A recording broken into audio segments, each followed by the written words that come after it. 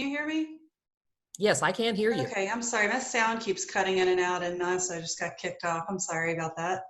Are you ready for me to go now? I missed a few minutes. I think we're going to continue with you, Ms. Simmons. Yes, unless I Okay. get otherwise. I do see that you have rejoined the call. The next candidate in the race for State Court Judge, Division I, Position 6, is Dianna Simmons. Hi, thank you for putting up with that. I'm sorry. I don't really know what happened. Tech is not really my strong suit, so I apologize. But my name is Dianna Simmons, and I am a candidate for Cobb County State Court Judge Post 6, which is the seat that Judge Progers is retiring from. I live here in Marietta with my husband Sterling, who is a Marietta native. He was born at Kennestone Hospital.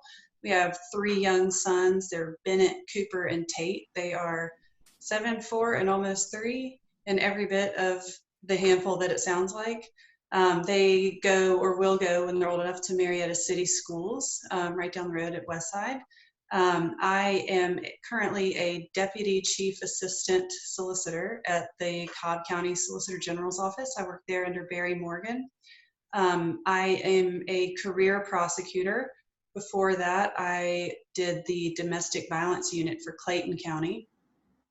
My mission as a prosecutor has always been to do the right thing in every case, no matter what that right thing is. There have been plenty of times that the right thing has been to dig in and try my case and try to get a conviction and get someone who I felt was dangerous to be time. Oh, sorry. Thank you, Dianna Simmons. Thank you. Thank you, Dianna Simmons. I don't know if we can play the chime. I did hear it for some of the other candidates. I know that there's a 60-second chime, which lets everyone know they have about 30 seconds left. Is that something the text can play for everyone to hear right now?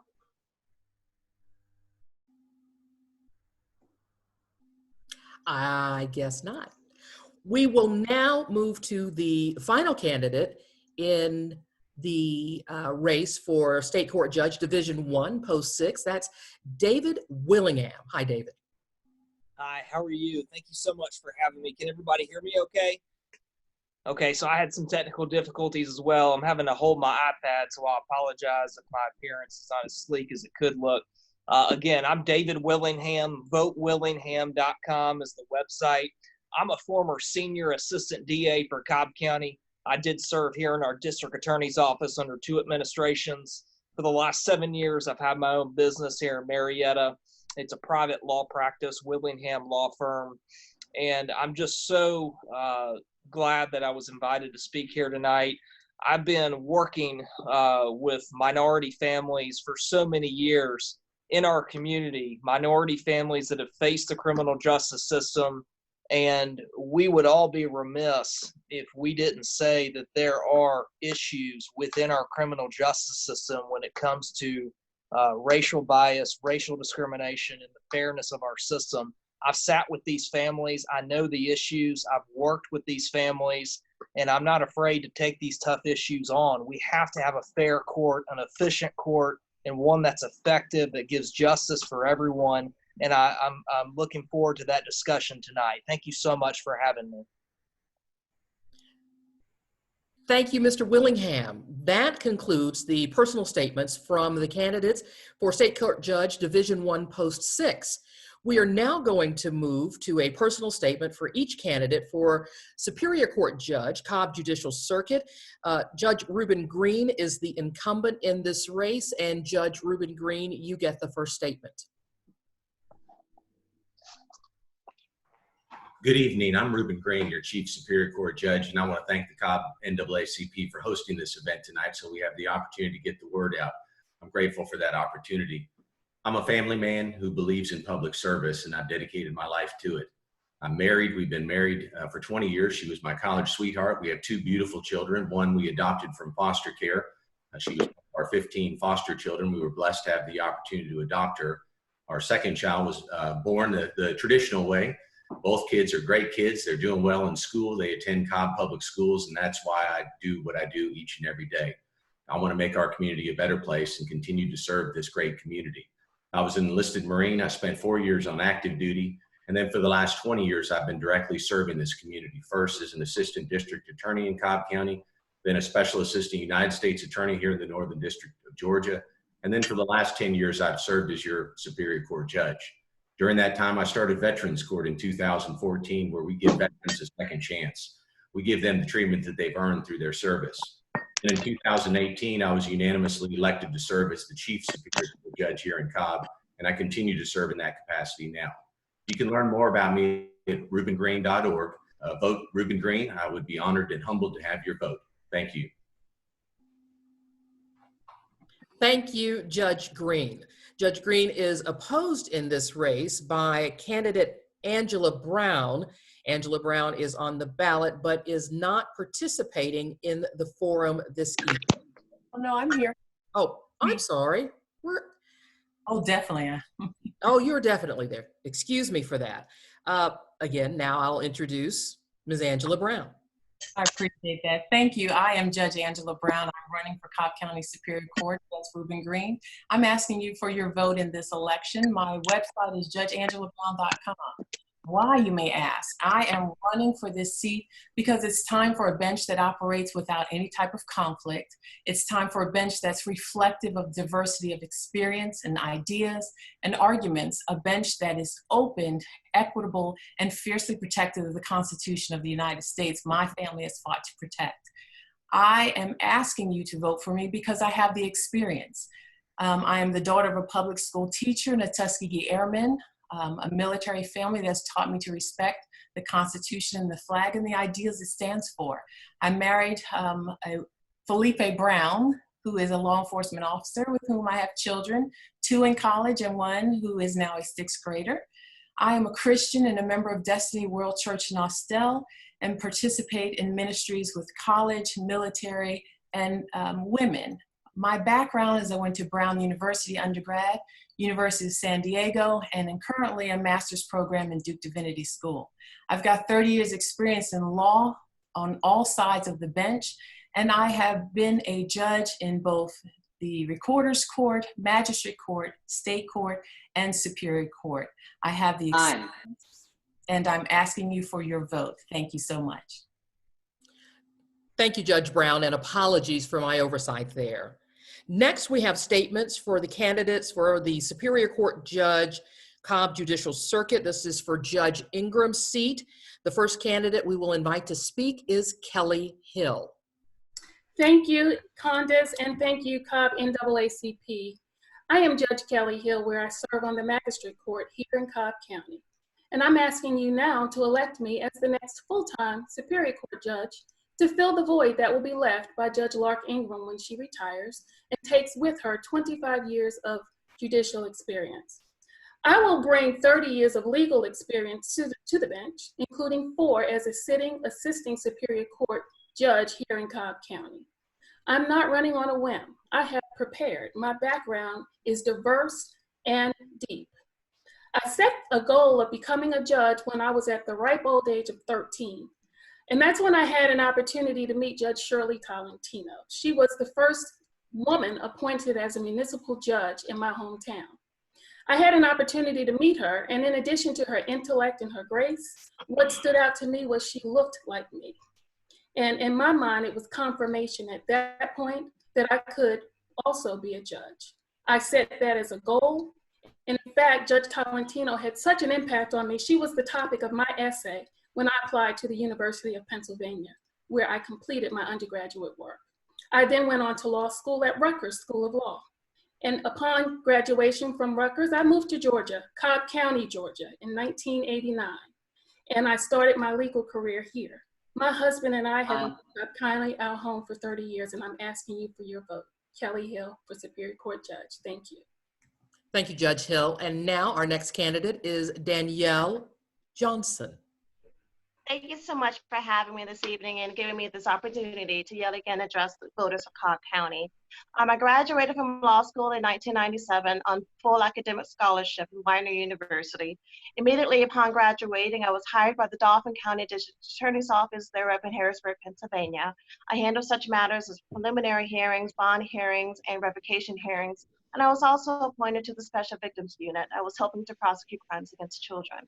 However, my true passion has always been family law. So when in 1999, I followed my husband down to Cobb County. He's a graduate of Polk High School. And that's when I began my family law career. I've been practicing family law for the last 21 years, where I've handled such things as domestic violence, divorces, and custody matters. I am also a trained and certified guardian ad litem. I am appointed to represent the best interests of children. I've been doing that for the last 14 years. Judge Ingram is going to be leaving the bench, taking with her over 21 years of family law experience. I've been in the trenches with the Cobb County families for the last 21 years, and I am the only candidate who is qualified and capable of filling the void that Judge Ingram is going to be leaving when she leaves us. I'm asking for your vote on June 9th. You can learn more about me at www.djfamilylaw.com or at www.danielleforjudge.com. Thank you. Thank you, Ms. Johnson. We now move on to statements for the next seat. This would be for Judge Schuster's seat. And the first candidate who will offer a statement, 90 seconds, please. And candidates, note that you are getting your time codes at the bottom of your screen during your presentations. John Greco. Thank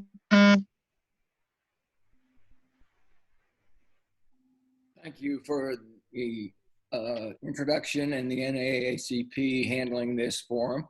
My name is John Greco. I'm running for Judge Schuster's seat in Cobb County Superior Court. I've been a 36-year-old practicing lawyer. Met my wife here in Cobb County. She's a Cobb County school teacher. Our daughters were raised in Cobb County. The younger one just graduated from Kennesaw and would be seeking a teaching job in Cobb County also.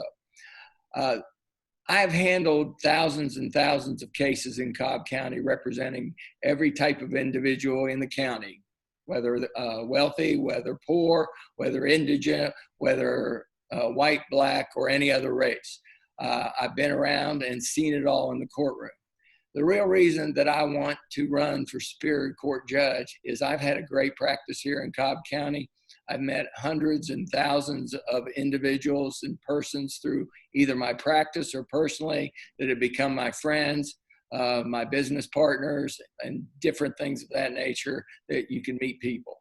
It is my time to give back to this county. This county has given so much to me in terms of relationships, friendships, etc. It is time for me to give back to this county and help the people in Cobb County that have helped me. I feel very fortunate to live in this county and have worked in this county, and now it's my turn to help the people of Cobb County from the Superior Court bench. Thank you, sir. The next candidate in this race, the opposition, is Jason Marvin. Jason. Thank you, Condace, and thank you to the NAACP for hosting this forum. We appreciate the opportunity to talk. I think you guys can see we've got lots of lawyers here, and you give us 90 seconds. It's hard for a lawyer to keep themselves contained to 90 seconds. That's universal. That's not unique to all of the candidates here tonight. So I'm going to give you my webpage for you multitaskers. It's marvitforjudge.com. Hopefully you'll find out more about me. What I want to tell you about myself is, though, I was born in Cobb. I was born in Austell, was raised in neighboring Douglas County, and I grew up in the surrounding area. I can remember going to public school in Douglas County and then coming over and wrestling and soccer. I did a one-act play at Pebblebrook, all sorts of things. This is my community in my hometown, and I used the opportunity of college and right after I graduated high school to travel. So I've spent about 10 years away, and then I came back home to Emory to go to law school. I was a public school teacher after going to the University of Pennsylvania and got a psychology degree. I did a program called Teach for America, and I taught middle school math and science in Newark, New Jersey. And it just says time, but I clicked the timer, and I promise I still have 30 seconds. So the chat that shows up on the bottom. I have been a prosecutor here in Cobb County for the past 15 years. I'm the head of the White Collar Elder Abuse and Public Integrity Unit. I have been called to public service. My entire career has been to public service. I'm not waiting to give public service. That is what I've done since I first graduated from college, going to be a teacher. And I have a wide and multivariate experience from my background and career. And I'm at the top of my game in terms of trial experience, and that's why I'm running for a trial spot, because I think that I want to apply my public service and my dedication to that trial spot here in Cobb County. I appreciate the opportunity to talk tonight. Thank you very much, sir. And then the last candidate to make a personal statement in this race for Judge Schuster's seat is Greg Shenton. Greg. Thank you, Condace, and thank you to the Cobb County branch of the NAACP for having us tonight. My name is Greg Shenton. I'm a business attorney in Marietta. I represent local, small, family-owned businesses. I've represented family-owned businesses for 20 years. I did start off at a big firm down in Buckhead, then moved on to a mid-sized firm in downtown where I was a partner, and then I opened up my own firm in 2012 on the Square. My wife, Kara, is a school teacher at Smyrna Elementary. She is a recovering lawyer. She passed the bar exam and decided that she wanted to serve the public, which is why I fell in love, part of the reason why I fell in love with her. She gave up a lucrative legal career to teach in Title I schools. Public service has always been an important part of my life. I'm on the board of directors for the Marietta Kiwanis. I head up our diaper drive. I head up our roll and read program.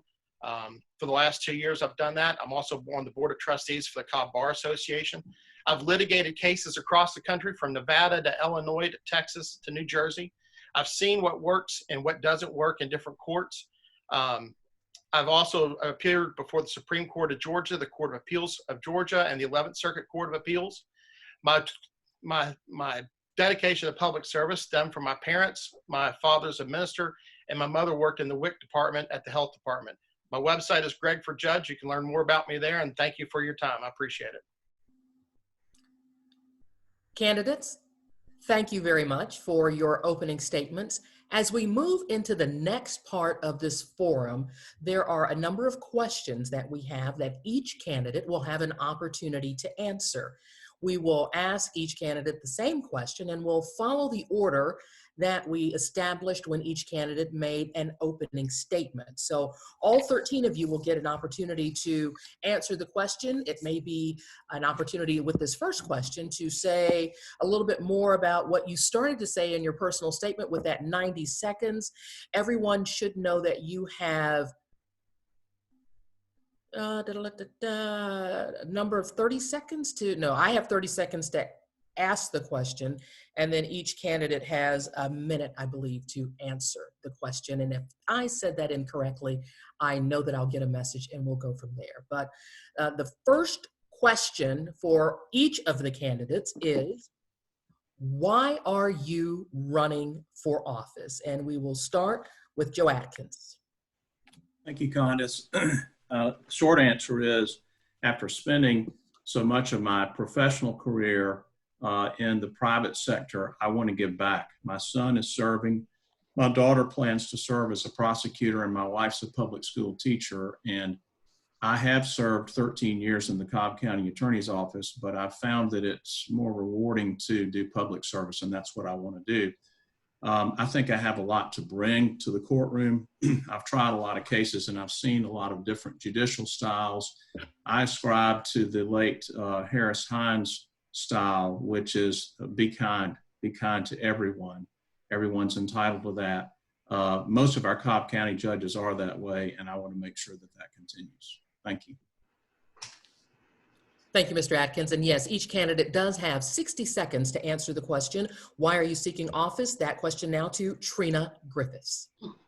Yes, my why is we need judges, I said in my opening, which I'm not sure if everybody heard it, but we need judges with integrity. We need judges who understand that the thing that really sets us apart from the other branches of government is the ability to be fair and impartial and independent.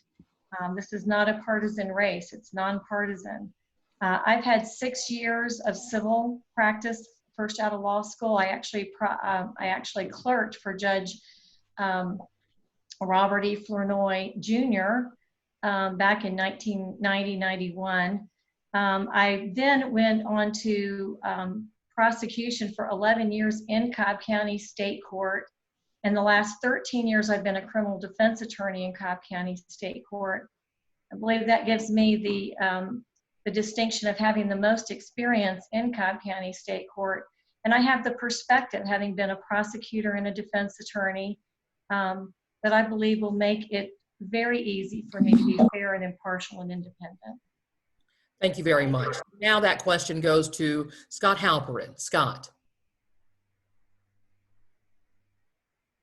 I want to be a judge because I love the law. The law is the great equalizer, and it's where the rubber meets the road in our society. Whether it's a dispute between two business people or it's a dispute between a citizen and the government and anything in between, our disputes are settled under the law in court. I've had the privilege of serving my community as a lawyer, and I'm at that point in my career where I'm ready to take it to the level of being a judge, of being a referee, of being a neutral, and of using my experience to help us as a community resolve our disputes, be they criminal or civil, in a court of law. Thank you. And now the Why Are You Running goes to Mazi Masloum.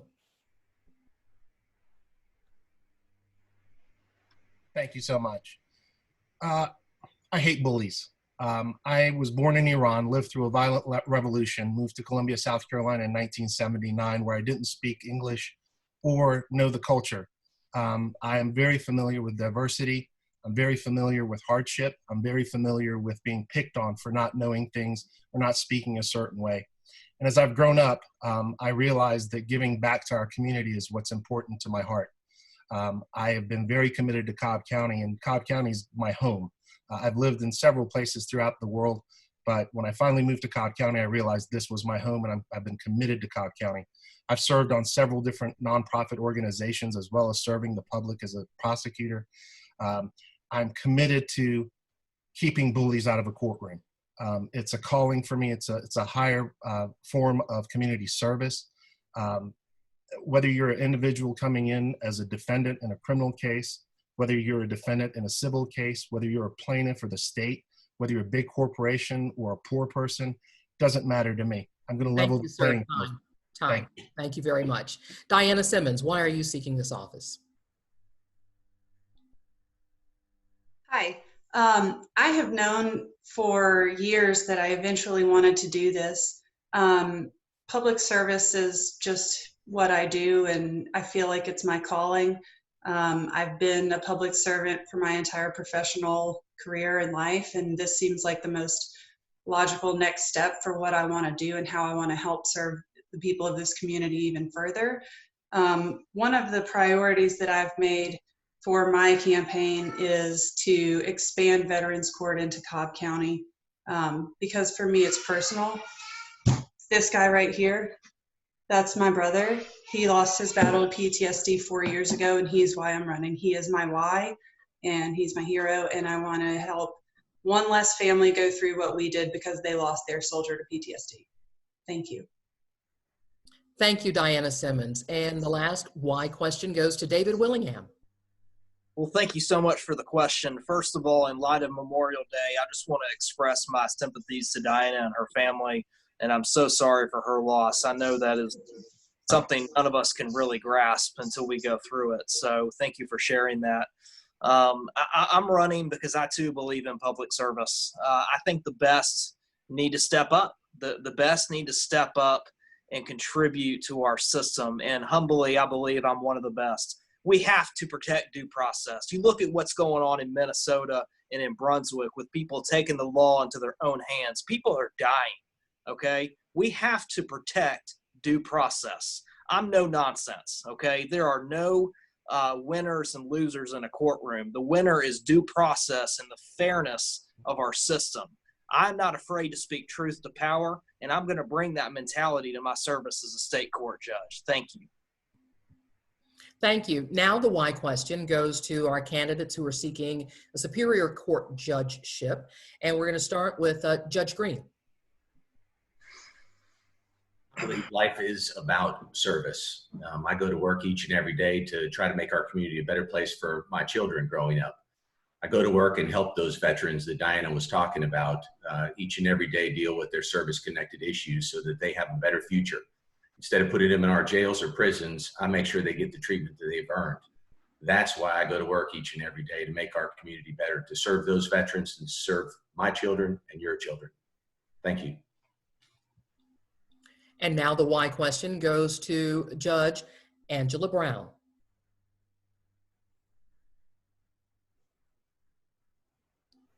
Judge Brown, you need to unmute yourself, please. Thank you for the reminder. I'm running because I believe that the greatest impact anyone can have in a courtroom is from the judge. The judge is the ultimate person who can make the playing field not fair, but equitable. Fair says, hey, we want to look over a fence, and if we put the same box in front of each person, they'll be able to see. But equity says, hey, listen, that person is shorter than the other person, and the same box is not going to work for everyone. The discretion that judges have, the impact that they have, that's why I'm running for this particular bench. Because I believe that it is time to return back to a bench of integrity, a bench that cares for all people, has people-centered justice, not just an accountability court, but beyond that as well. Thank you, Judge Brown. Why are you seeking office? This particular seat on the bench now goes to Kelly Hill. Thank you. Now, I'm running for this position because I want to competently serve the citizens of Cobb. And I want to do so while also bringing a diverse perspective to the bench in our Superior Court. I share with you all my inspiration as a young girl. If from the bench I am able to inspire another young woman or young man to one day aspire to do the same, that would be mission accomplished. But not just for inspiration, I've prepared. Unlike my opponent, I have judicial experience. I've been on the bench for 4 years. I've been making the tough decisions. I've been serving as a Superior Court judge for the last 4 years. So I am here because service is what I do. 26 years of my 30-year career has been in service. I am not running on a whim. I am not a one-trick pony. Superior Court has a diverse background of subject matter, and I have a diverse legal background and a diverse perspective. That's why I'm running, because I want to bring it to the Cobb Superior Court bench. Thank you very much. Thank you, Judge Hill. The question is, why are you running for this particular seat on the bench? We are talking to candidates who are seeking the seat that is being vacated by Judge Lark Ingram, and the other candidate in that race is Danielle Johnson. Yes, ma'am. Thank you for the question.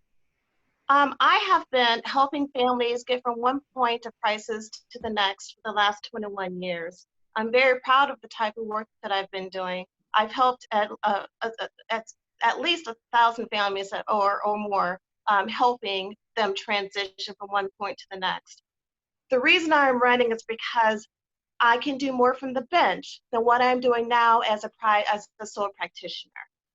No matter what the legal issue is, it doesn't matter if it's family law or criminal law or any type of civil litigation, the common denominator is someone feels that they have been wronged by another in court. And until that case is resolved in a fair way, that family is in crisis, that family is in limbo, so to speak. So I want to bring to the court what I have been doing for the last 21 years, and that is helping families find a fair resolution and a closure in whatever legal crisis that they are facing.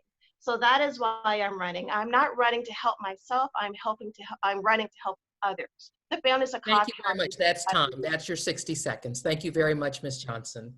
Again, we are taking questions and offering them to the candidates who are seeking to serve on either the state court bench or the Superior Court bench here in Cobb County. We're on our first question. It's the why question. Why are you seeking this seat on the bench? And we are now talking to the candidates who seek to succeed Judge Schuster. And the first candidate in that race is John Greco. Thank you for your question, Condace. The reason that I want to take the Superior Court bench is very simple. I want to do this. For 36 years, I've zealously represented individual clients in every single kind of court in the state of Georgia and given my all to achieve a fair, just, and good result for my clients. The only way that I can give back to the community as a whole, serve the citizens of Cobb County, is now to take that experience into the courtroom as a Superior Court judge, where all litigants and persons in my court will be treated with dignity and respect, and hopefully each person will come out of there knowing that they had their fair shot in court. Thank you very much, Mr. Greco. There are again 3 candidates seeking to succeed Judge Schuster. The next candidate to answer the why question is Jason Marvin. Thank you. You know, all that is necessary for the triumph of evil is for good men to do nothing. That's one of my favorite quotes. It's something that I've tried to live my life by.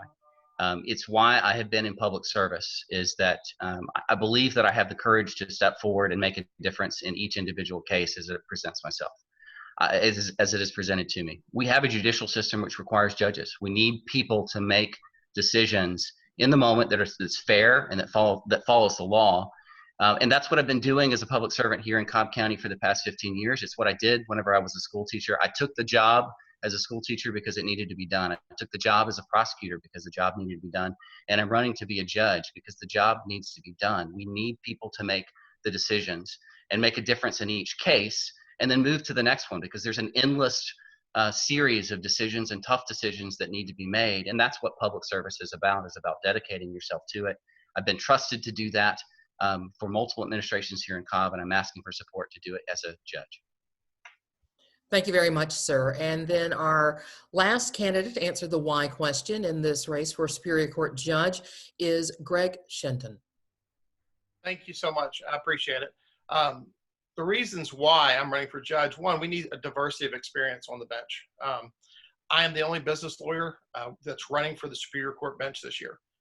We need to have more business experience on the bench, especially now as small business owners reach trying times. Second, as I mentioned in my opening, my father was a Methodist minister. My mom worked in the WIC department at the health department. I watched both of my parents serve those in need and serve the general public, regardless of their race or their gender or anything else.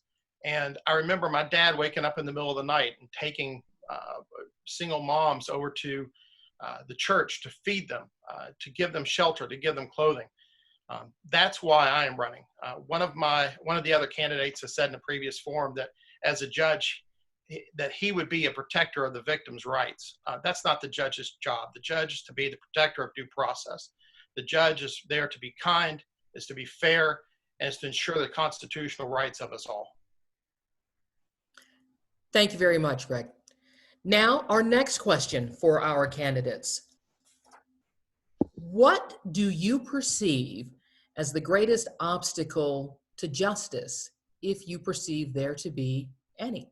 And we start with Joe Atkins.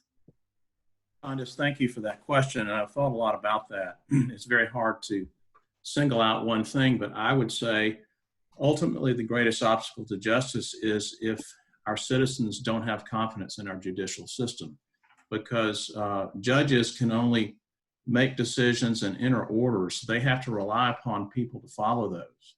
And if we have judges who lack integrity, or if we have a system that lacks integrity, then the public's not going to believe in the system, and the public's not going to follow and support the system. So that would be my biggest concern.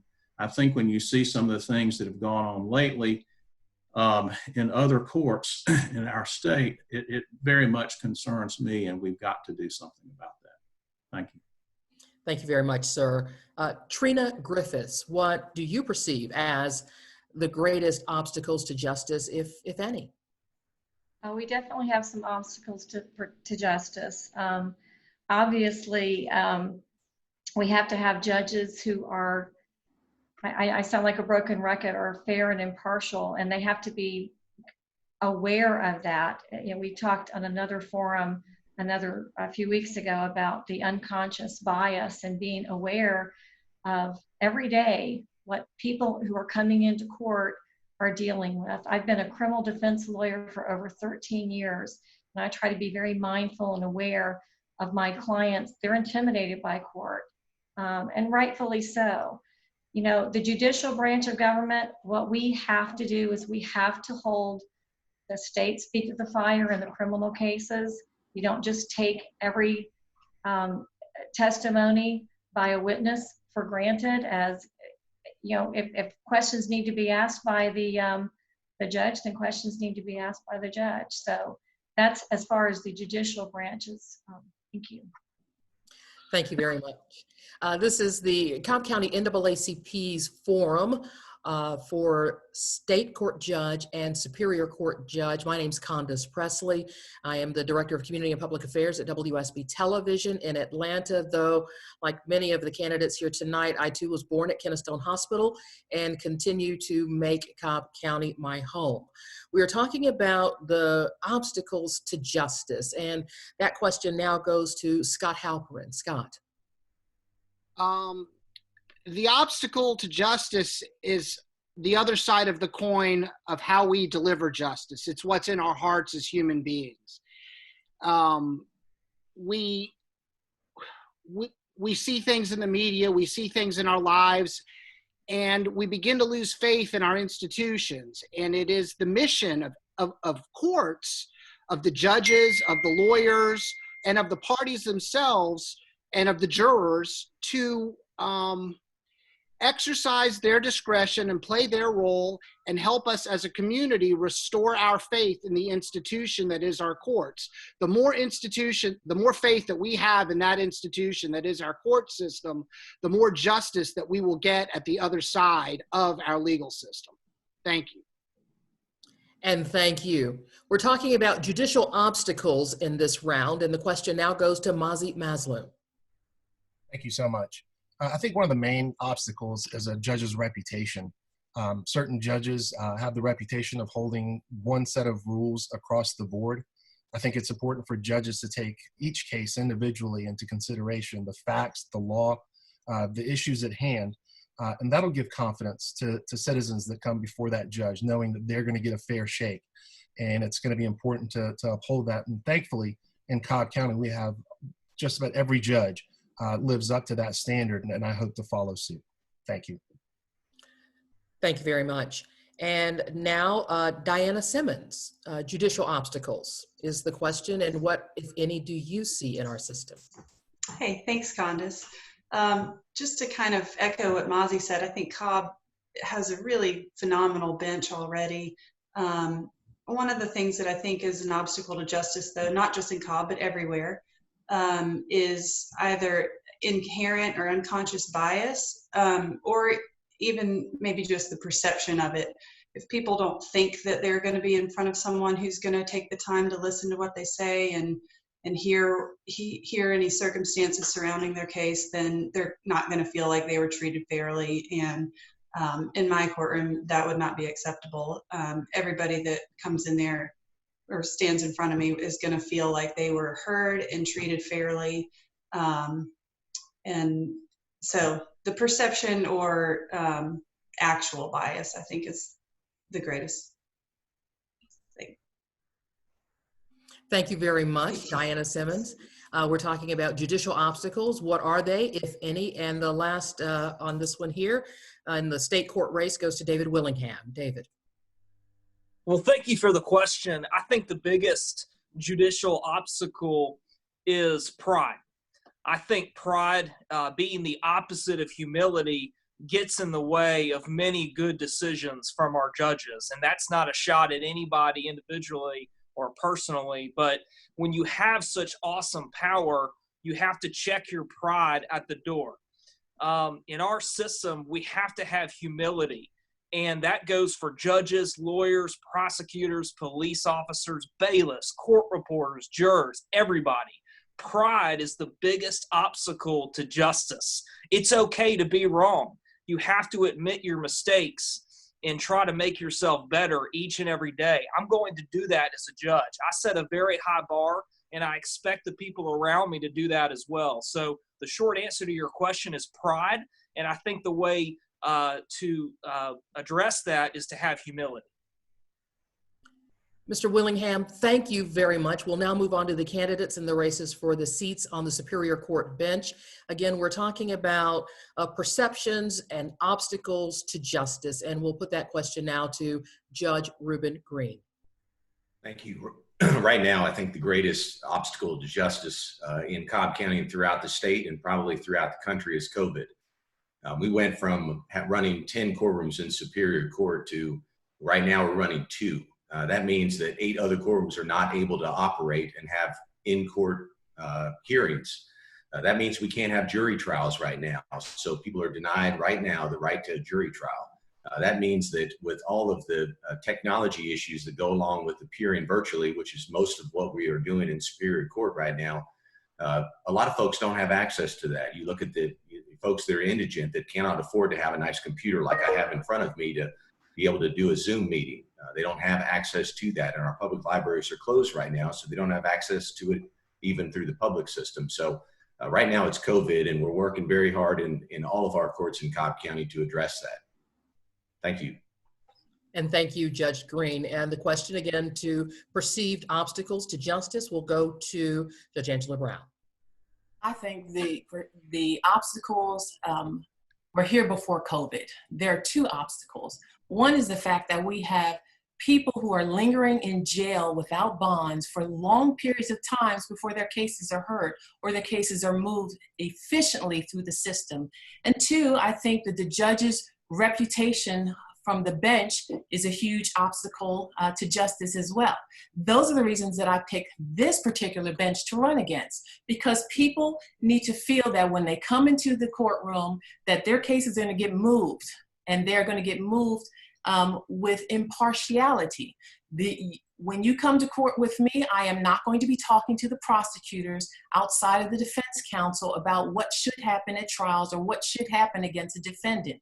I am not going to get upset when someone asks me to recuse myself in a situation where clearly I should have recused myself, and then get mad because the administrator allowed those tapes to come forth. That's the judge's, the judge is the biggest obstacle, and I will not be one. Judge Angela Brown, thank you very much for your answer to that question. Now moving into the candidates for the seat on the Superior Court bench to succeed Judge Ingram, we'll go to Kelly Hill. Candace, thank you. I believe the biggest obstacle to justice in our courts would be the lack of due process or unequal protection of the laws for individuals who are in courts. And that happens sometimes. We've heard a lot tonight about conscious and unbiased, and unconscious bias. And sometimes that can get in the way. We also have heard about individuals who aren't financially able to attain some of the resources. And one of the resources would be counsel. So individuals who don't have access to the courts are not always obtaining justice. We need to have judges who will listen, judges who don't have an agenda, judges who aren't on the bench to help one side or the other or families or anyone else, but judges who will listen to the facts, circumstances of the case, and appropriately apply the law and make appropriate rulings. That until we have that, there will always be injustice, and I will absolutely make sure that everyone in my courtroom is afforded justice when they leave. Thank you very much, Judge Hill. Time. That question on perceived obstacles to justice in Cobb County courts now goes to candidate Danielle Johnson. Well, I'm going to have to talk about the personal experience that's going on in my law practice now, and a lot of family law attorneys having the same issue, and that it is COVID. Judge Green did touch upon that, saying that the time in the court system right now is extremely limited. He's trying to make sure that bond hearings are being heard and that constitutional rights such as right to a speedy trial are being observed. So rightly so, most of the family law cases right now are not being heard. I can't get a hearing in front of the judges unless there's an extreme emergency. And most of my cases and most of the family law cases, it's not involving where there's an issue where life and liberty is being jeopardized. So we have to wait. There's going to be a huge backlog once this COVID is over and we get back to the regular judicial system schedule.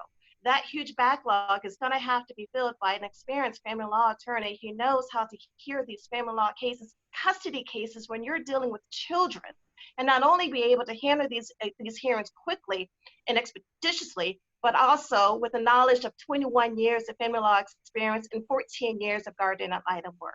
That is the huge crisis that's facing us right now. Thank you very much. That is your time to answer that question. Now, the three candidates who are seeking to succeed Judge Schuster. The question again, what do you perceive as the greatest obstacles to justice, if any? We first give that question to John Greco. You're muted. You want to unmute your microphone. Thank you, Condace. I think the first thing we need to do with the community is instill confidence in the court system. The courts are there to serve the people, help them with their disputes, help maintain peace and order in society, and other certain things that happen in the courtroom. You want the people to be able to come to court, not be intimidated, to present their case and to get a fair and just ruling. Also, I think we need to continue to educate the people of the community that when they come to jury duty, don't dread it. It's something that you can participate in, and you can really help the courts and the litigants by your confidence in the system. And if everybody is doing a joint effort to create the best courtroom we can, then it's going to work in Cobb County. Thank you very much, sir. And now we're going to put the question to perceived judicial obstacles to Jason Marbut. Thank you. We have an adversarial judicial system, which means that anybody who comes in, the litigants, they have two different viewpoints about what justice is going to be for that case. And so I think all too often we talk about justice as a result because the individuals are driving that and they want a result. But justice is a process. And ultimately, the biggest obstacle to justice in our judicial system is that time. It's time, and it's also the fallibility of human beings, because we're trusting human beings to make decisions, and we're also then creating pressure, time requirements. You've got to make this decision under this time period. You've got other cases to come. I think that that leads to a lack of confidence sometimes in the justice systems because people don't get the result that they hope for, that they want on a timely basis. And certainly as judges, one of the best things that we can do is to make sure that everybody is making the decisions, that we're moving people through the process, and we're letting the process work itself out so that everybody knows that at the end of the day that they can feel confident that they were heard and that their case was able to be made, and then they can trust the result. That's the hope. That's the system that we have. And I think that's your time, sir. Thank you very much. Thank you.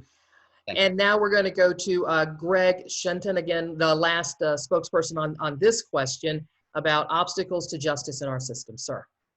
Thank you. A lot of folks have talked about unconscious bias being a big disadvantage, but I think what's a huge disadvantage is the economic disparity between litigants oftentimes.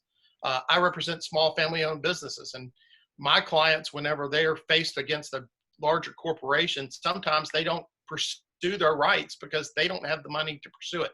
They know that they're going to get outspent in discovery. In the criminal context, many times it's the little man against the state. You know, the state has deep coffers. Prosecutors will oftentimes, out-resource a criminal defendant. In the criminal arena too, there's the issue of bail. Our bail system is broken. We have more folks incarcerated pre-trial than we have post-conviction. I think our bail system needs to be reformed to address the economic disparity.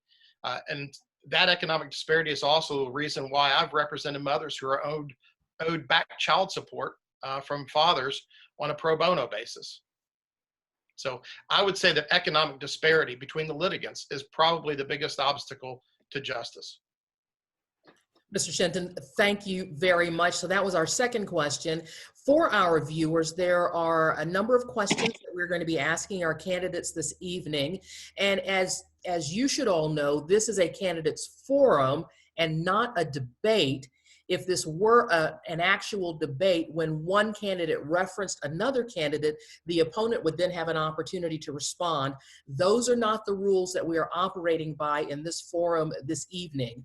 So I wanted to make sure that you guys all knew that as we move to our next question, where we ask each of our candidates about your general judicial philosophy. What is your general judicial philosophy? Joe Atkins. Thank you, Condace. Well, my general judicial philosophy is one that judges need to know their place. Judges are not there to make the law. That's the legislator's job. The judges are there to interpret and apply the law.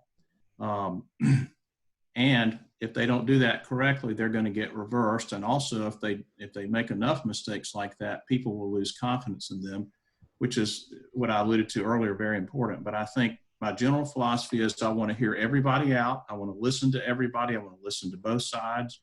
I want to treat them fairly. And then I want to apply the law as written by the legislature to the facts of that case. Thank you. Thank you very much, sir. We'll now put that same question. What is your general judicial philosophy to Trina Griffiths?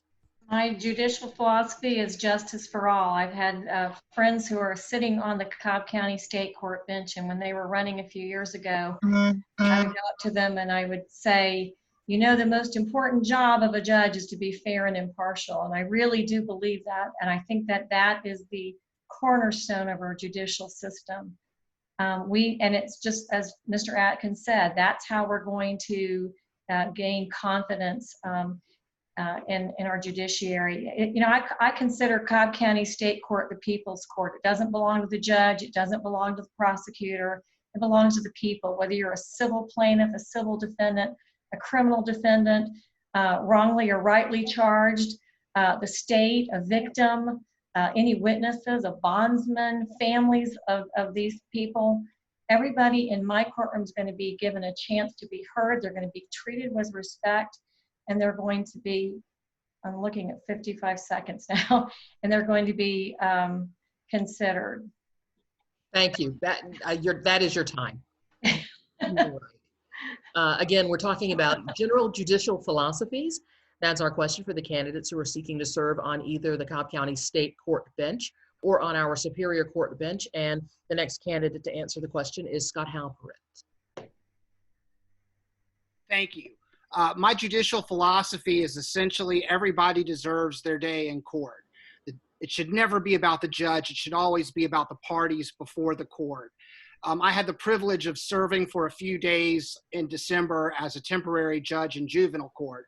And I wrote myself a note that I put on the desk in front of me on the bench. And it said, shut up and listen. They're not paying you to talk today. It's the lawyer's job to make the argument. It's the judge's job to referee the argument and to let everybody, both parties or however many parties are in a case, have their day in court. And so a judge is there to listen and to settle the dispute where necessary. Thank you. Thank you very much for taking that in less than 60 seconds. The next candidate to discuss his or her judicial philosophy is Mazi Muslim, sir. Thank you. The golden rule. That's my philosophy. I would want to be treated a certain way if I were a litigant in a courtroom, and I'm going to assure that everyone gets treated the way I would want to be treated when they come before me. I think it's important for people to feel safe, to feel that they're getting treated correctly, fairly, and that's, like I said, the golden rule. Thank you, sir, very much. Yes, we're trying to get a sense of our candidates' judicial philosophies. We'll now put that question to Dianna Simmons. Thanks, Condace. I believe it was Madison that said that the accumulation of powers, the legislative, executive, and judicial, all in the same hands is the very definition of tyranny. So my promise to the voters of Cobb County is that I will be the kind of judge who knows to stay in your lane and not legislate from the bench. On a more personal note, I've said it before, but I will treat people how I would want my family treated if they were the ones standing in front of a judge. As a prosecutor, I've watched tons of young adults and teenagers standing in front of a judge. And I think to myself, it better not, but I very well could see myself up there standing with one of my sons. I think you know they're troublemakers because they busted in here a few minutes ago again. So, I mean, that could be me one day, and I realize that, and so I just would treat people how I would want someone to talk to a member of my family. Thank you. Thank you very much, Ms. Simmons. And then last candidate for the state court bench on judicial philosophy is David Willingham. Thank you. Well, my judicial philosophy is centered around good old-fashioned common sense. And common sense doesn't seem to be common anymore, but we need more of it. And I think the other candidates have spoken a lot to decorum and respect for parties and litigants in the process. And look, I think all the candidates in our race would have a good temperament, but I want to be a little more specific. In my judicial philosophy, not only am I going to bring common sense, but I'm going to bring academic skill. I graduated in the top of my class in law school, and on the first try in the Georgia Supreme Court, I won. I took a case on pro bono, and I overturned 30 years of law to protect the constitutional rights of Georgians. That case is Zilke versus the state. Z is in zebra, I-L-K-E. and I would invite the listeners to go read that case. Thank you. Thank you very much for your answer to that question. Again, we are talking about general judicial philosophy. We'll move now to the candidates who are seeking to serve or continue to serve on the Superior Court bench. And the first one we'll talk to is Judge Ruben Green. Thank you, Candace. For me, I lean on my faith, and Micah 6:8 tells me that I should seek justice, I should love kindness, and I should walk humbly with my God. To me, that means in seeking justice, treating everyone with dignity and respect that appears in front of me like I would like to be treated in the same context. It means being fair and impartial to all, giving everyone the opportunity to be heard, and I base all of my decisions, all of them, on the evidence that's presented to me in the law that I'm required to follow. I try to explain my decisions as well to the litigants because I think it's important that they know they were heard. So I try to do that. I try to seek justice. I try to love kindness by treating everybody with respect and dignity, and I try to walk humbly. It's not about pride, it's about service, and that's what I've dedicated my life to. Thank you.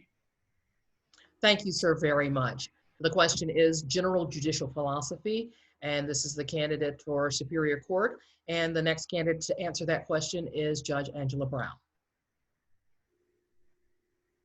I think to work hard, my philosophy is to work hard and to attack each case as if that is the only case at that time. It's the most important thing. To know what the law is ahead of time, to listen intently to what the parties are saying, whether it's a criminal case, whether it's families who are trying to figure out what to do with children, or whether it's a big or small business trying to figure out, hey, what happened with this contract? And to do it in a way to make a decision and to explain that decision in a way that the parties understand why I made that decision, and in a respectful way that's dignified for both parties. And then I think to make, in the criminal side, to have people-centered justice, because you make a decision, you have to make a sentence. Some sentences I have to do by law, but there's such discretion there that you can take into account who is this person, what happened with this person, what happened with this victim, what's the best thing to do. Thank you very much. That is your time. We'll now move over to the candidates who are seeking to succeed Judge Ingram. First, Judge Kelly Hill.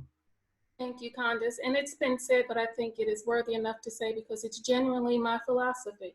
My judicial philosophy is the golden rule, to treat individuals the way I would want to be treated or the way I would want someone who I love and care about to be treated, should they unfortunately have to stand before a judge. I think every judge should listen with an open mind, and everyone in that court should be treated with dignity, respect, and there should be the integrity of the process. That is something that I currently do. I try hard to listen and make sure that I try to do what I believe to be the right thing to do. That is what I would continue to do while serving on the Superior Court bench. Thank you very much.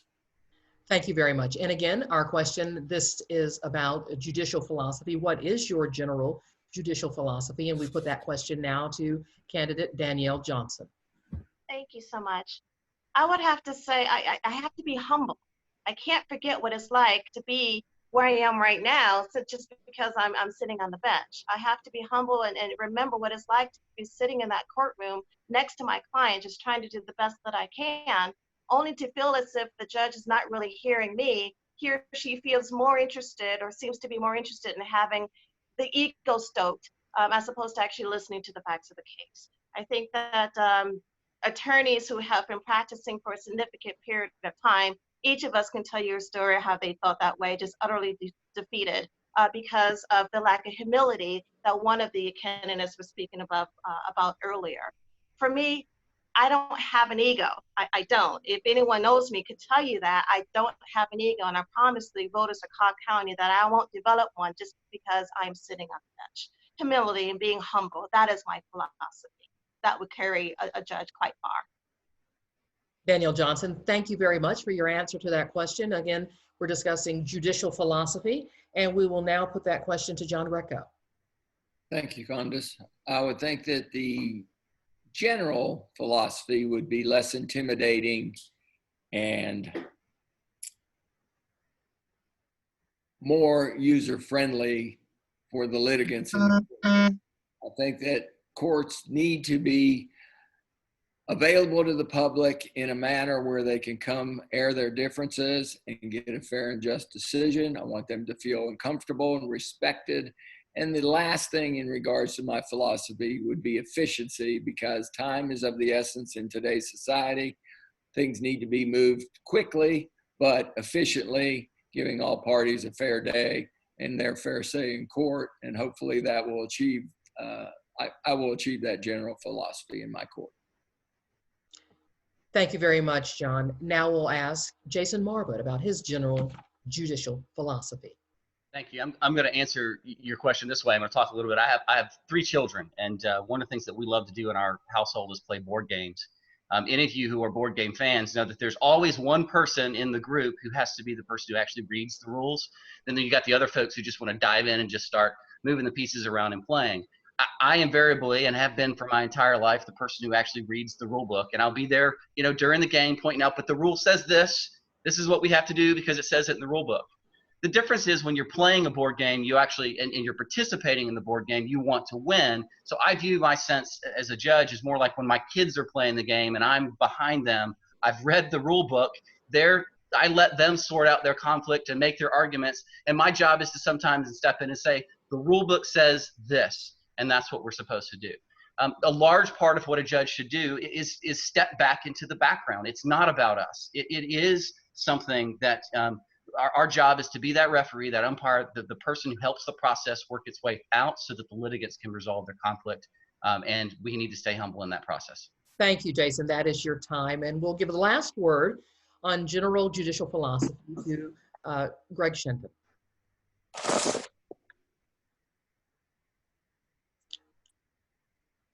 Sorry. My judicial philosophy is that of a servant leader. Judge Conley Ingram presided over one of the first hearings I did as a young lawyer. And when I walked into his courtroom, he said, "What can I do for you today?" And to me, those are the guiding words of what a judge should be and what a judge should do. It's what can I do for you? What can I do for the attorneys? What can I do for the litigants? What can I do for all of those who walk into the courtroom where I preside? The legislature passes the laws, the appellate courts interpret the laws, but the trial courts must apply the laws evenly and treat the litigants with dignity, kindness, and respect. Angela mentioned earlier the amount of discretion that judges have. Superior court is a court of equity. Sometimes equity is exercised, and you have to do so, again, evenly and fairly, regardless of someone's economic experience, regardless of someone's race, regardless of someone's gender. That would be my philosophy, is to work as a servant leader on the bench. Greg Shenton, thank you very much for your response to that question. We'll move now to our next question for the candidates seeking to serve on either the state court bench in Cobb County or the Superior Court bench here in Cobb County. And this question deals with the number of minorities who are behind bars. And the question is, why do you think, or what do you think are the causes for the high rates of minority incarceration in our community? And Joe Atkins, you get that question first. Thank you, Condace. And there are many reasons for that. I think it's undeniable that it is the case, and it's a tragic and unfortunate situation.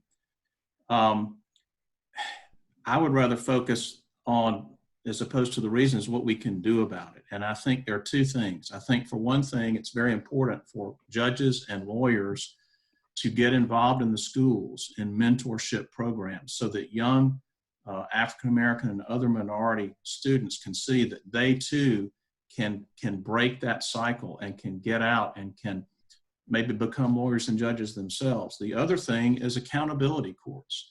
In the past, we've put people in jail that shouldn't be there. They needed help.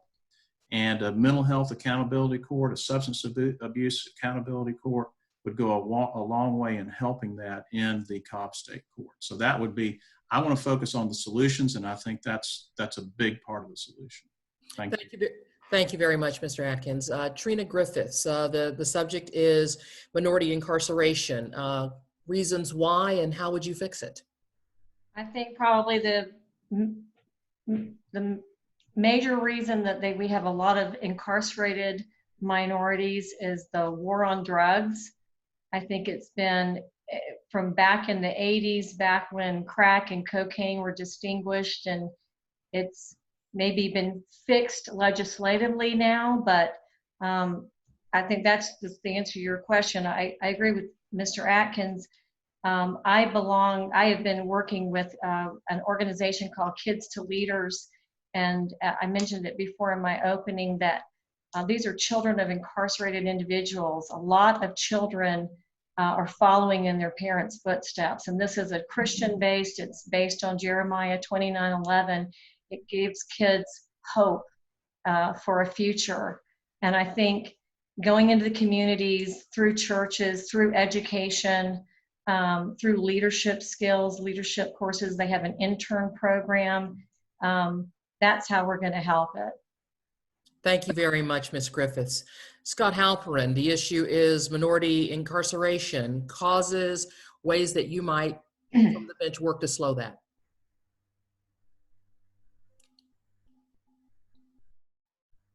It's a difficult question to try to answer in 60 seconds. I don't think that there is a good reason why there's a disproportionate number of people of color and minorities who are incarcerated at this time. I just don't. But I do agree with some of my other colleagues that accountability courts and early intervention are the best way to steer people away from incarceration. I work in juvenile court. I serve on the juvenile drug treatment court, the family treatment court, which serves adults. I serve in the child court, which makes sure that infants and toddlers get the health care that they need. As a criminal practitioner, I've participated in Judge Green's Veterans Court and Mental Health Court, DUI court. We have to meet the needs of the members of our community. And that doesn't mean fighting them and putting them in jail all the time. It means identifying their needs and providing them with services that will keep them, hopefully, from developing into adult criminals that have to be dealt with. Thank you very much, sir. We're going to again put this question dealing with the incarceration of people of color to Mazi Maslow. Thank you. I understand diversity. I understand hardship because you don't look a certain way or you don't speak a certain way. I think part of it has to do with not understanding the laws. Part of it has to do with not having the right type of leadership or maybe the person to look up to. I've been involved with the Marietta Housing Authority's mentorship for at-risk kids. These are preteens who are at risk of becoming criminals or getting into criminal activity. And they pair you with one of these kids for a year, and you're supposed to give them the benefit of looking at making wise choices. So I think more programs like that would be beneficial. As far as the court system is involved, I believe that accountability courts and early intervention, the education part of it is pretty big too. So I think courts have an opportunity there. Thank you very much, sir. And now we put the issue of the incarceration of people of color to Dianna Simmons. Hey, thank you. Yeah, like just to kind of echo what some of the other candidates have said, I don't want to sound like I'm stealing their answers, but I agree with a lot of the things they said. I think some sort of much earlier intervention type program. I have gone and participated in several career days, and I will go to every one that I'm invited to if schedule permits. I think that seeing a young person, young-ish, I might be being too generous to myself, in a position like me can be very inspiring. Statistically, I shouldn't be where I am. And if I can do it, anyone else can. My parents were teenagers when I was born. I'm the granddaughter of an immigrant. You know, if I can get to where I am, then anybody else can do it too. I will not be the kind of judge whose day begins and ends with the bang of a gavel. I want to get out and get to know everybody as much as I can in this community and be a big part of it, and hopefully be part of that solution. And thank you very much. That is your time. Thank you. And on this in the state court race, last on this would be David Willingham.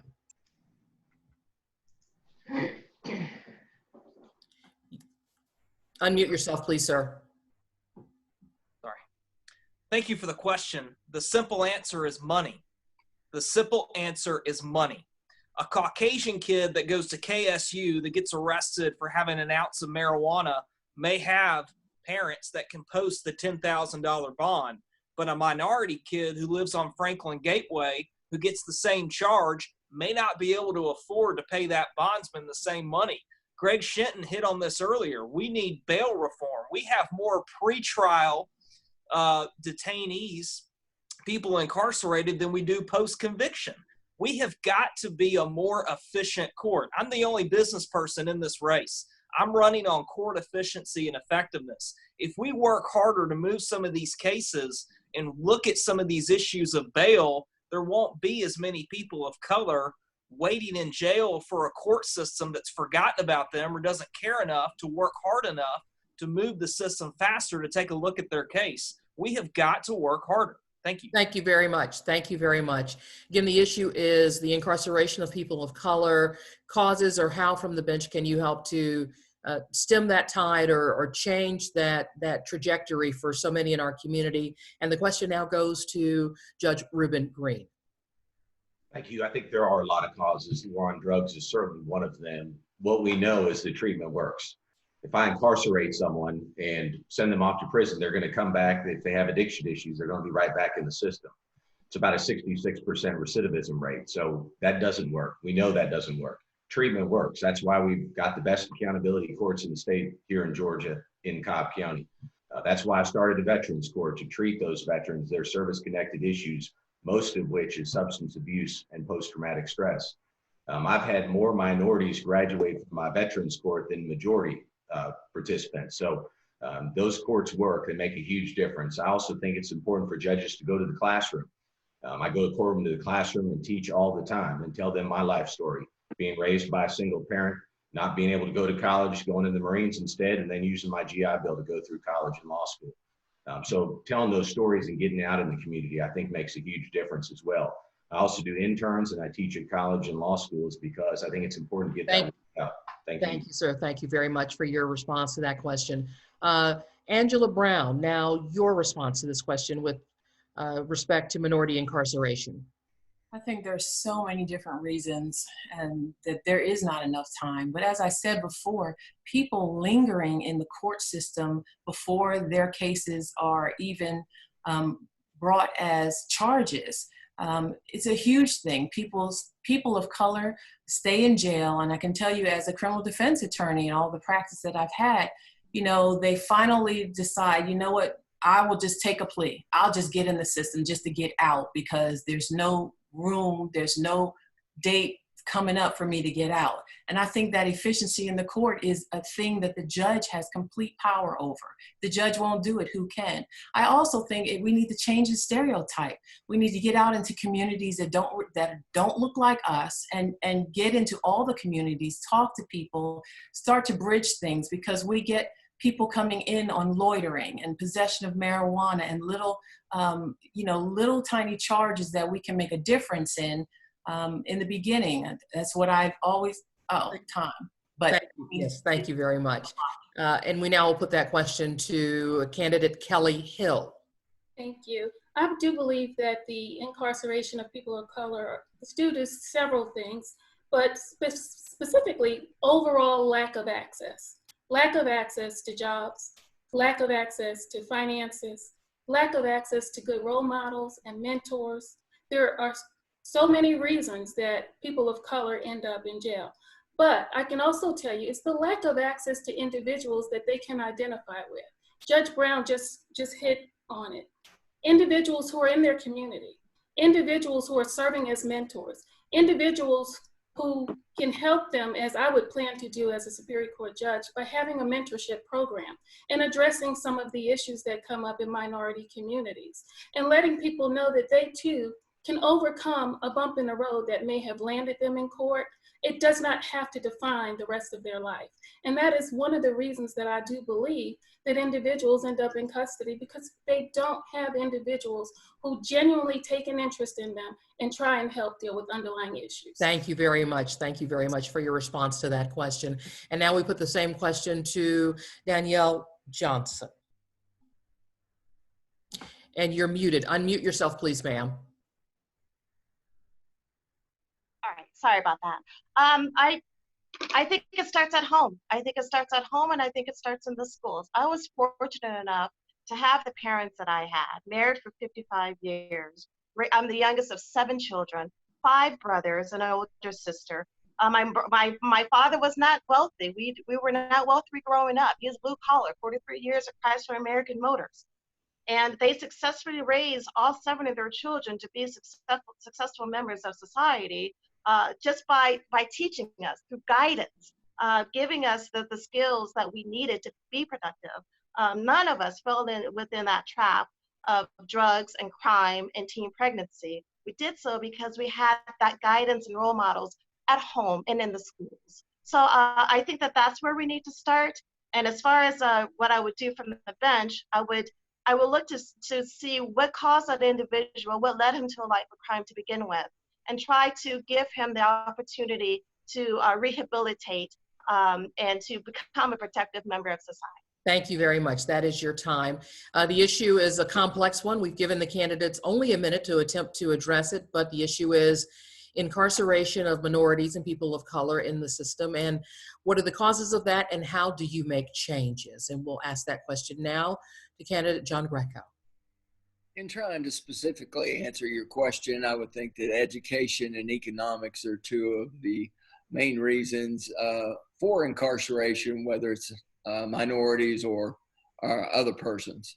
Ultimately, the system in Cobb County has to continue to provide our youth with the highest education they can. Judges can help by getting out in the community and assisting with educating young children about the law and other things that come into play on a day-to-day basis.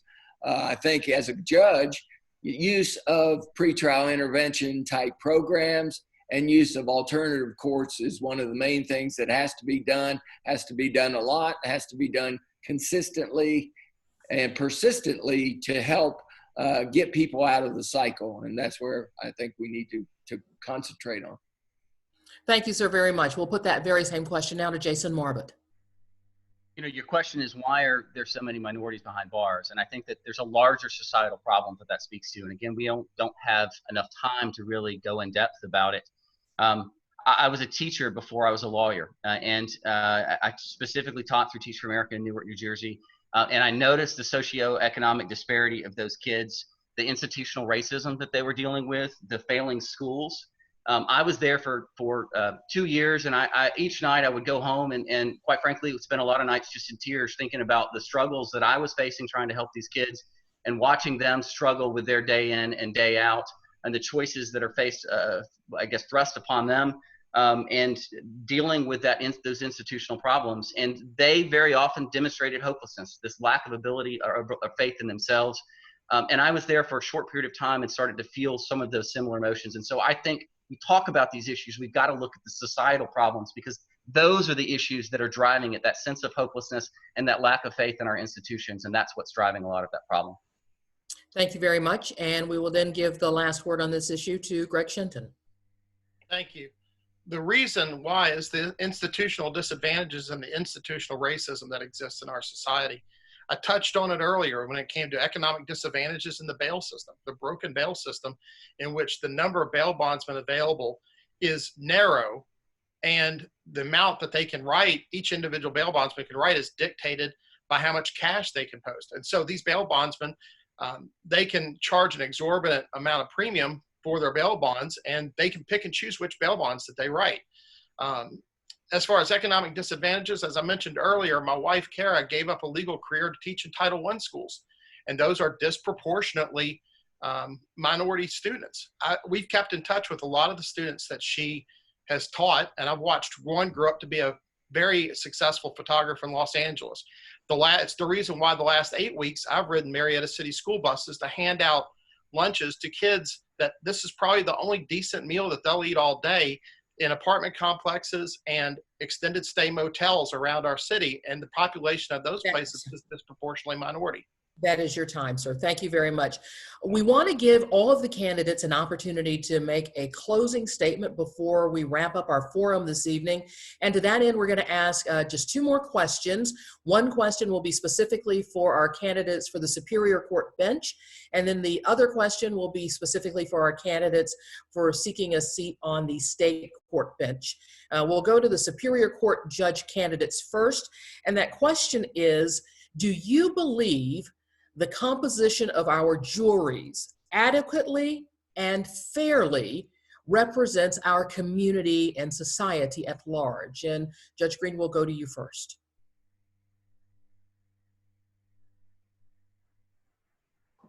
I think it does. We've made a conscious effort over the last, I think it was about 8 years ago when we changed the jury system. So now it captures driver's licenses, it captures voter registration, and so it is getting a much broader pool than we had historically had in this country and in this state. So I think we're getting a broader selection now. It's up to the lawyers to select the jury.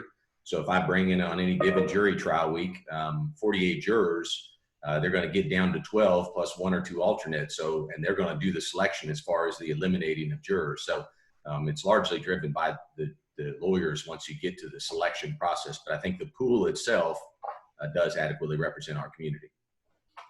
Thank you, sir, very much. And we will ask this question about juries and jury composition and its reflection of our community to Judge Angela Brown. I think that the jury pool is not always reflective of the community. I think that there is a great disparity within the pool itself. And a lot of it is based on external factors that we as judges don't have any control over, you know, which driver's license are counted, which voter registrations are current and counted, don't always reflect the vast number of people that we have here in Cobb County. We are growing at a particular rate. There have been challenges to the jury pool, but that's what the lawyers do, and we will take each one of those in significant. What I can do as a judge is make sure that that jury selection process is one that's fair and impartial, and that both sides equally have the opportunity to pick the jurors out of the jury pool that they have in a fair and equitable way. Thank you very much. And the question about juries, jury selection, and representation of society in our community now goes to Kelly Hill. Thank you, Condace. When we talk about juries in our community, unfortunately, our juries don't always reflect the community at large. And largely so is because the attorneys, as Judge Green indicated, are responsible for deselecting individuals who will serve on juries. And when I talked about perspective and bringing a different perspective to the bench in Cobb, that's exactly what I meant, because the judge has a role in that.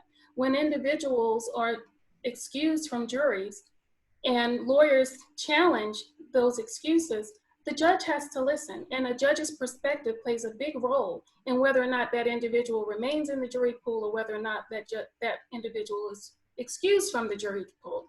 And if individuals are being excused for pretextual reasons, it's up to a judge to be able to see through that and make sure that those individuals are not excluded and that juries actually do reflect the community, which unfortunately sometimes they don't.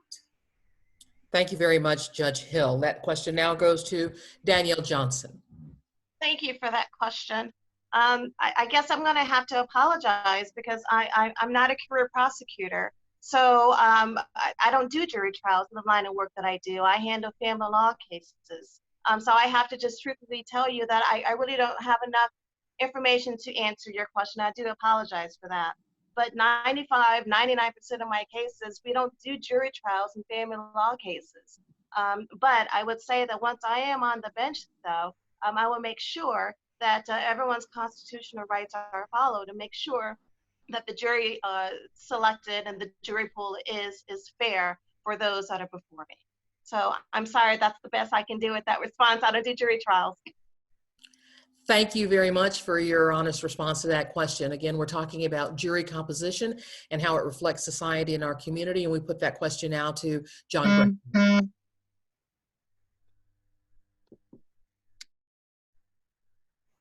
You unmuted yourself. Okay, that better? There you go. There they are. As a practicing attorney, I have challenged jury polls and jury panels as part of my practice, and I routinely try to keep an eye on the community and the juries that come through Cobb County, especially where my major portion of my practice is. I think we need to make sure that our court administrators are doing everything that they can to get the greater community as a whole to be on that jury panel list and polling list and things of that nature, so that it does reflect the population of the community and those people are actually who's coming into court. Thank you, sir, very much. We'll put that question now to Jason Marvin. I think the short answer is yes, based upon the statistics and the numbers that I have seen for Cobb County. And what your viewers may not know is that we have I guess, rules that are in place. The Supreme Court of Georgia adopts those rules, and that governs the way that the jury pool is supposed to be slotted. And they look at statistics that are based upon the census. Of course, we have a new census that's coming up this year. So there may be some changes in some of the dynamics. And I certainly have heard some arguments that maybe Cobb County has grown too much since the last census, and so that maybe some of our current jury pools are not reflective of where we were or where we are now, as opposed to where we were when the census was done, I think 2010. But the basic rules in place are set by the Supreme Court, and I do believe, and I've tried a number of cases in Cobb County, and I think that they're reflective of our community. I think that your question is largely one of impression too, and that's when we look at how juries are picked and how jury selection is made. I think a lot of folks don't always have an understanding of those rules. Thank you very much, Jason. Thank you very much. And the last speaker on this question of jury composition and jury selection is Greg Shenton. My answer is no. And the reason why it's no is because of the institutional racisms and institutional disparities that exist. We rely upon voter registration lists. And there are laws that are out there that, if we want to be honest with ourselves, discourage minorities and economically disadvantaged folks from registering to vote. Also, juror strikes. We unfortunately live in a world where juror strikes are sometimes misused. There are cases that are out there, and unfortunately cases out of Cobb County, where a prosecution has misused its juror strikes, and the Supreme Court of Georgia has stated, no, that's not a race-neutral reason for striking a jury. There's one case in particular, Clayton versus State, and it's a companion case, was Minor versus State, where the state used 6 of its 9 juror strikes on African Americans. There were only 8 African American jurors on the jury pool, and 6 of the strikes were used on African American jurors. The reason why, in particular, one juror was one that, my time's expired. Thank you. Thank you very much, sir. And now our final question for our candidates for state court judge. And it talks about Joe Public, and what do we understand and know about our judicial system? So the question is, do you all as judges, as citizen servants on the bench, have any sort of obligation to improve the general public's understanding of our criminal justice system and of the court system? And if so, how would you, if elected, carry out that obligation? And we'll start with Mr. Atkins. Thank you, Condace. And that's actually a pet issue with me. If you go to my Facebook page, you'll see that I did a video. Some have said it's too long, but it explains the different courts and what they do, so that when people are voting, they'll have some idea of what they're voting about, because most people don't know. My wife teaches American government and civics, and I listen to her every night come home and talk about that. And it's a passion of mine. I think absolutely judges do have an obligation to try to educate the public about what our courts do and how our criminal justice system works. And I would go along with that would be what we would do in terms of mentoring and going into the schools, and also speaking at things like this. I think that's very important. Thank you. Thank you very much. Same question to Trina Griffiths. Yes, we do have an obligation. I have been campaigning, running for this position since September. And I think part of what I've been doing as a candidate is reaching out to voters and the public, whether it was, I did a little bit of door-to-door before the quarantine, and with phone calls, and educating them on what State Court of Cobb County is. I call it the People's Court. It's where the vast majority of civil cases come through. It's traffic cases, it's misdemeanor cases, and people need to have that, they need to feel secure that our judges are running efficient courtrooms, that they are absolutely fair and impartial towards everybody who comes in there. I want to make sure that that they feel comfortable, because it is very intimidating. I've mentioned it before with my clients. I've been a criminal defense lawyer for 13 years, and court. That's your time. Sorry. Thank you again. Same question. We're talking about an obligation to educate the public about the courts. Scott Halperin. I think as much as possible, judges absolutely need to work on educating the public about the courts and the judicial system. It's the degree to which the public invests itself in our judicial system that it will increase the quality of our judicial system. As I've been campaigning, the most common question I've been asked is, what does a state court judge do? I won't answer that right now, but I love answering that question. I love talking about what the different courts do and why we do different things in different courts. And it is critical that judges play a role in educating the public, not just lawyers and law students, about what goes on in the courts, and doesn't just shove it down their throats on the day that they appear before us. Thank you. Thank you, Mr. Halperin. Mazi Mazloum, the same question about obligation of judges to educate the public about our court system. As a public servant, I absolutely believe that judges have a duty to educate the citizens as to what our criminal justice system is. As a municipal court judge and a pro-hack judge, I have spoken at different high schools, including Marietta High School and Wheeler High School, to kids, specifically young adult males, about their responsibilities. And I think that's just the start. I know that the Superior Court has a program where they go and read to children and talk to them about the judicial system and the criminal justice system. And I think that's something the state court judges may want to get involved with if they are not doing it already.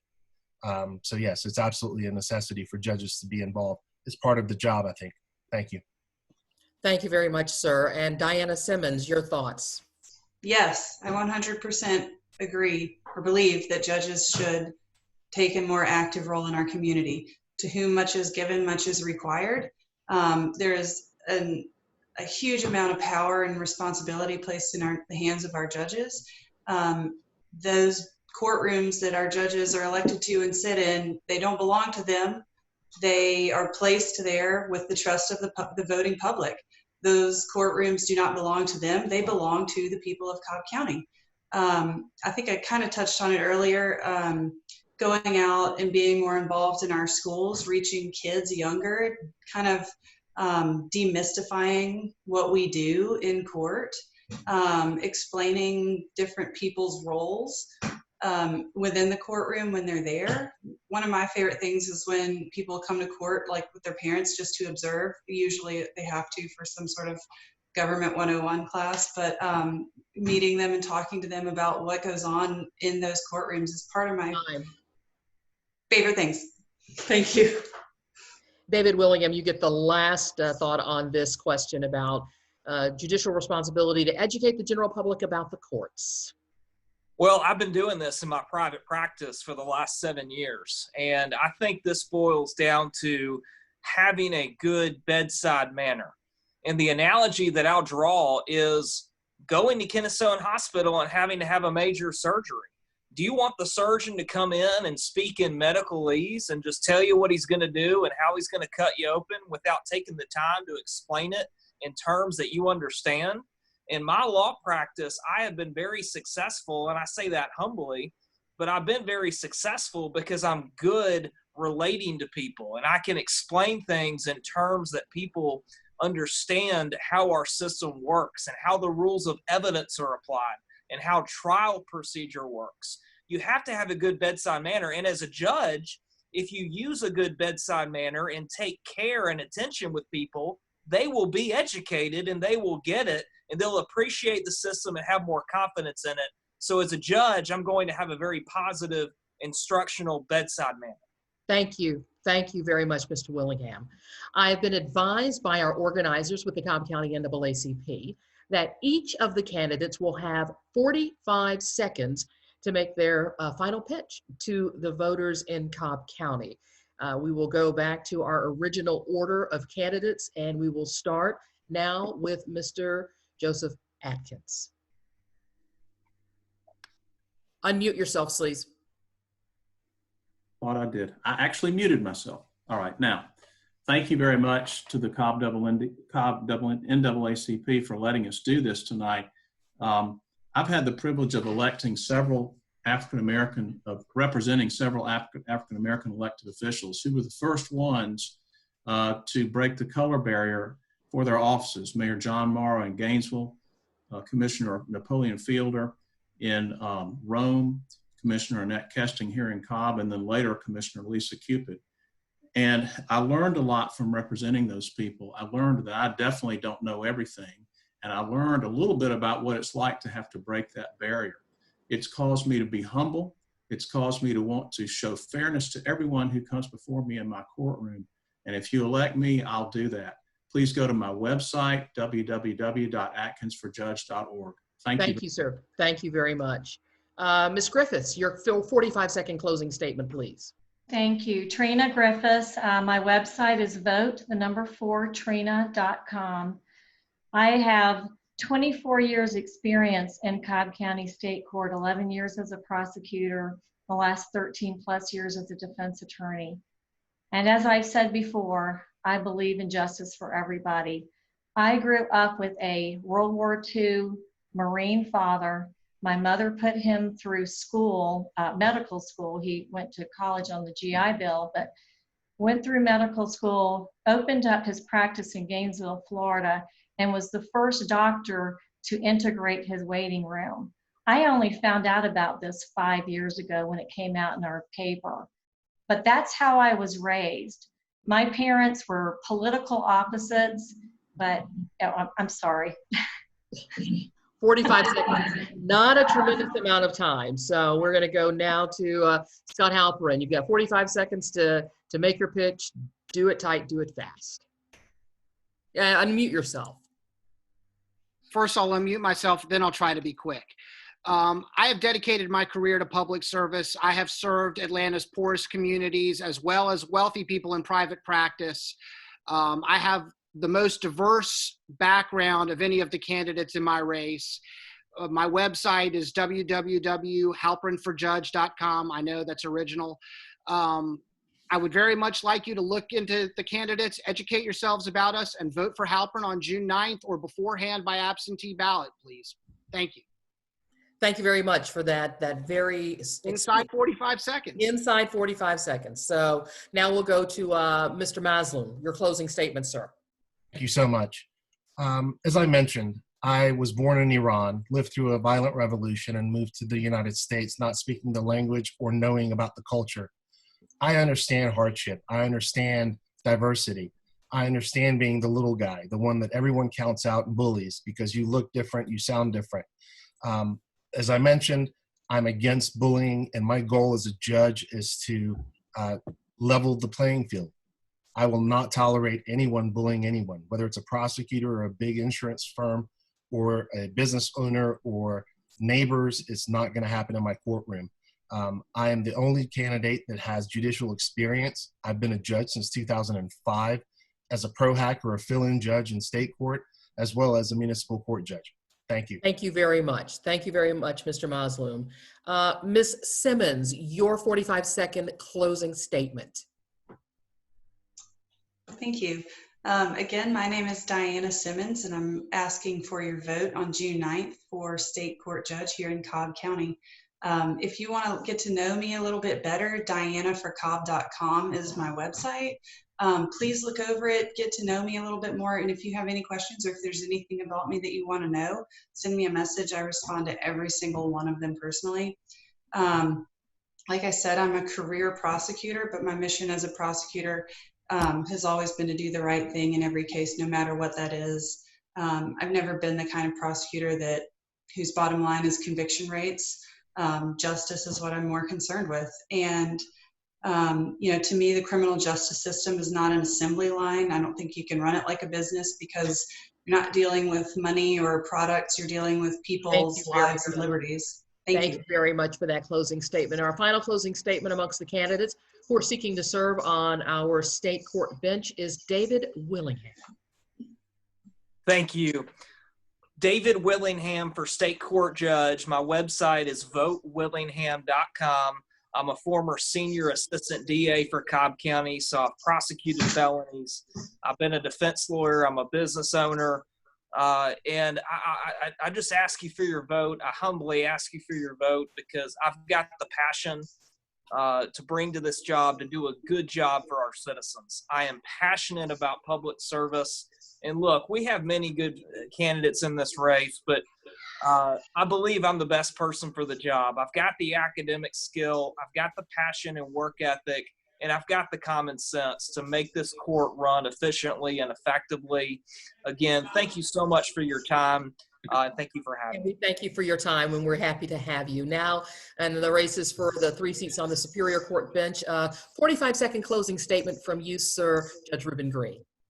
Thank you. For the last 10 years, I've served as your Superior Court judge, and during that time, I started Veterans Court, an accountability and treatment court for those that have served. We know that treatment works. We know that through treatment, we reduce recidivism, we restore lives. That's what we do in Veterans Court every single week. It's Friday mornings at 9 a.m. under normal circumstances. You can come watch it at any time. You can learn more information about it if you Google Cobb Veterans Court. You can also learn more information about me at rubengreen.org. For the last 2 years, served as your Chief Superior Court Judge, which means I have the judicial and administrative responsibility for the courts of Cobb County. So during this pandemic, I've been the one that's been coming up with what the rules are going to be to help everybody still have access to justice despite the pandemic. I'm asking for your vote, Ruben Green for Superior Court. Thank you. And thank you, Judge Brown. Now your 45-second closing statement. I think to pick a Superior Court judge for this bench is more than nice phrases or hiding behind what you have done in the last 4 years. But you've only come to the community every 4 years during the judicial race. Look at my background, Angela Brown, for Superior Court on Facebook, judgeangelabrown.com. Talk to the people in all of the communities, because I've been in every single one of them and continue to do ministry and to do work in those communities. I'm asking you for your vote. I'm asking you to look into both of us and make the decision, the only decision that you can come to when you want a judge who's fair and impartial. Angela Brown for Superior Court Judge. Thank you so much. Judge Brown, thank you so much for that 45-second closing statement. We'll now move into the next race, and that will be a closing statement from Kelly Hill. Thank you. The Superior Court is our highest trial level court, and judges who sit in Superior Court preside over trials and matters with a diverse subject matter. You want an individual who has experience. Experience does matter, and I won't have time to give you my experience, but please text the word judge to 21,000. You can connect with me and actually see my diverse background as a judge and as a trial lawyer. Please don't have someone learn on the Superior Court bench. You want someone who's ready to take care of the county's business on day one, competently, effectively, and efficiently. I ask for the honor of your vote on June 9th or before. Kelly Hill, Superior Court Judge. Thank you very much. And Ms. Hill, thank you very much. We'll now get a 45-second closing statement from Danielle Johnson. Thank you so much for this opportunity again. I think that there is a huge difference between one strategizing herself in order to position herself to get onto the bench. Unlike my opponent, I have not gone from DeKalb County to Fulton County to opening up a law practice in Cobb County to running for state court, to running for magistrate court or applying for magistrate court, to running to state court again, to running to Superior Court. It seems to me that she seems to want to be a judge somehow, someday, somewhere. That is not my goal. As opposed to that, I have done one thing and one thing only for the last 21 years. I've dedicated my career, my time, my expertise and knowledge and experience towards helping families of of Cobb County, helping individuals. So the difference is that I am doing this to help others. That is your time. Thank you very much, Ms. Johnson. Thank you again for your 45 seconds. We have 3 more candidates, 45 seconds per candidate. We'll now hear from, if you are not speaking, let me ask the candidates again to mute yourselves and then unmute yourselves when you speak, but we'll go now to John Greco. Can you hear me, Condace? Yes, I can. Thank you, sir. That's a good question. Experience. I've been a sole practitioner for 36 years, so I have courtroom experience unmatched by any of the other candidates. I've run a sole practice, so I'm a businessman. That will equal efficiency in my courtroom. I am a great listener, and I will be a great listener on the bench. I am humble. I will let the litigants say their say in court. I will listen intently. I will make the right decision in accordance with the law. I will make people comfortable to be in Cobb County Superior Court with John Greco as their judge. I think I'm going to be a great judge. Thank you very much, Mr. Greco. A closing statement now from Jason Marbut. Thank you, Condace, and thank you to the NAACP for giving this forum and giving us an opportunity. Again, my webpage is marvinforjudge.com. There's just simply not enough time to talk about ourselves, and hopefully you can find out more about me and what I stand for, and you can see that I've been a public servant for my entire adult life. It is in my DNA. It's what I have dedicated my life to. I didn't sign up for activities because I knew I was going to run for office. I'm not a politician. I'm going to have the same thing on the bench, or same philosophy on the bench as I have with my job now, and that's I'm going to do the things that matter and that are important. I'm going to make the decisions and make the differences on each case and treat each case like a big case, no matter how small it may seem, because I know it's important for the litigants that come before me. I will listen, and I will be fair, and I'll follow the law, and I'm going to tell people the truth, not necessarily what they want to hear, but I'll tell them the truth. Thank you very much. That is your time. And our final closing statement here in the forum this evening goes to Greg Shenton. Thank you very much, and thank you to the Cobb County branch of the NAACP for having us today. We're blessed to have 3 quality candidates in our race. John is one of the nicest human beings I've ever met in my life. Jason is extremely intelligent and educated and one of the most accomplished prosecutors in his short time in the prosecutor's office that I've seen. But what sets me apart is my record of community service. It dates all the way back to my school age days. I was the Dean's Public Service Award winner at the law school level. In college, I served the community at the campus grill where I worked to put myself through school. Also, what sets me apart is my diverse range of experience in courts across the country and at every level of the state and federal court system except for the U.S. Supreme Court. I plan to bring that experience and that dedication to my community to the bench when elected. Again, Greg Shenton, gregforjudge.com. Thank you. And Mr. Shenton, thank you very much. And we want to say thank you this evening to all 13 candidates who are seeking to serve us on either the state court bench or the Superior Court bench here in Cobb County. For our viewers, know that Election Day is Tuesday, June 9th. It is our primary election day. Voters by the Secretary of State's office are being encouraged to vote by mail if possible, and if not, early voting is underway and continues through Friday, June the 5th. I'm Candace Presley from WSB Television. I'm now going to give the program back to our organizers with the Cobb County NAACP. Thank you and good evening. Thank you, Condace. You were excellent. We couldn't have asked for a better moderator. And I'd like to thank the public for tuning in. And you all, yes, let's give it a hand to Candace for a spectacular job. Thank you to all your candidates for taking out the time. It was truly a pleasure for us to have an opportunity to look into why we should vote for you. I hope that I get an opportunity, if I don't, to meet some of you personally. But it's truly been a pleasure. I think our viewers have really been informed. We gave them a little peek into what they need to do to empower and educate themselves on why that the vote is so important. So on behalf of the Cobb County NAACP, I truly like to say thank you. And I appreciate you all. And the best of luck to your future. Have a blessed night. Be safe and be well. Thank you, Jeremy. Thank you. Thank you. Good evening, everyone.